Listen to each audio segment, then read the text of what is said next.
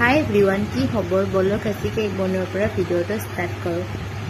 কেকটো যিহেতু চকলেট ফ্লেভাৰৰ আছিল, তাৰ কাৰণে মই স্পঞ্জটো ৰেডি কৰিলোঁ। এয়া চাওকচোন, স্পঞ্জটো ইমান ধুনীয়া ছফ্ট হৈছে ন। আৰু স্পঞ্জটো মই ৰেডি কৰি লৈছোঁ আৰু প্ৰায় মই ধুনীয়াকৈ স্পঞ্জকেইটা কাটি ল'লোঁ। চকলেট ফ্লেভাৰৰ যে, সেইকাৰণে অলপ সোনকালে বনাইছোঁ। আৰু কেকৰ স্পঞ্জটো বহুত বেছি ধুনীয়া হৈছিল। আৰু মইতো পাইনএপল ক্ৰাছ ব্যৱহাৰ কৰিছোঁ। আৰু যিহেতু কাষ্টমাৰৰ কোনো তেনেকুৱা ডিমাণ্ড নাছিল, তাৰ কাৰণে মই মোৰ নিজৰ ডিজাইন মতে কাষ্টমাইজ কৰিছোঁ কেকটো। আৰু যিহেতু বহুত গৰম, ক্ৰীমবিলাক মেল্ট হৈ যায়, তাৰ কাৰণে মই অলপ টাইম ফ্ৰিজত ৰাখি দিছোঁ।